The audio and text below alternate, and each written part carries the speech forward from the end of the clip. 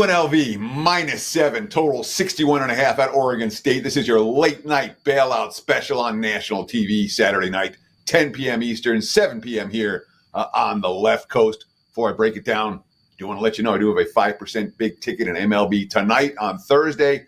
9-0 playoff run, 82% run since the start of the postseason. We're seeing it clearly. Get on board right now, WT.buzz/TC with that 5% big ticket in MLB.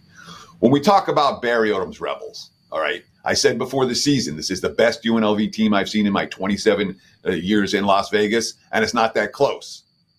Now we're halfway through the season, and I stand by that statement. They're still potentially a contender for the playoffs. They lost their quarterback to the NIL deal. And the backup, Haj Malik Williams, has come in and been every bit as good, maybe better. 77% completions. He's averaging more than 10 yards per pass attempt, a 9-to-1 touchdown interception ratio. Their top 6 running backs all averaging at least 5 yards per carry. Ricky White, a legit playmaker at wide receiver.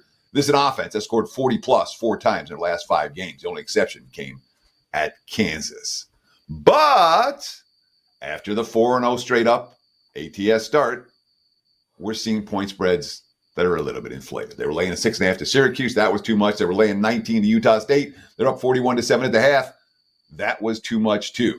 The price is no longer right for UNLV. They are not an undervalued commodity at this stage. Before I talk about Oregon State, I do want to say, if you like this, give us a like. If you haven't followed the Wager Talk YouTube channel yet, give us a follow. There's more than 175,000 of you who have followed this channel already. And of course, comment below. We appreciate your opinions and your takes on these games. Thank you. Oregon State, they got blown out by Oregon, then they beat up on Purdue. And they basically played like they were supposed to in both those games. They're not as good as Oregon. They're a good notch or two better than the Boilermakers. The last 2 weeks, they faced Mountain West competition.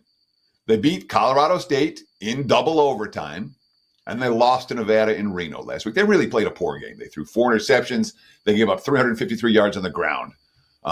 And when you give up 353 yards on the ground and throw 4 picks, you aren't going to win a whole lot of road games. That being said, they're back at Reser Stadium this week, and they're playing equal to, I'd say, the middle of the pack Mountain West composition. UNLV deserves to be chalk here, but it's hard for me to ask them to win by more than a touchdown. I think the play here is total, not side. Oregon State's been really good in terms of offensive balance. All right. They had 12 successful third down conversions at Nevada, 75%. For this season, they're 50 for 90 on third downs, 56%. What does that tell you? It tells you the running game's working. It tells you they're in third and short a fair bit. UNLV, I like this defense, no question. But when we're talking about the Rebels defense, we've seen cracks in recent weeks. We really have. Oregon State, 4-0 to the over last 4. Rebels, 4-1 to the over last 5. Beavers are lead at third down conversions. Rebels can score with anyone. Expect fireworks on Saturday night. I like this game up and over the total. What do you think? Let us know below.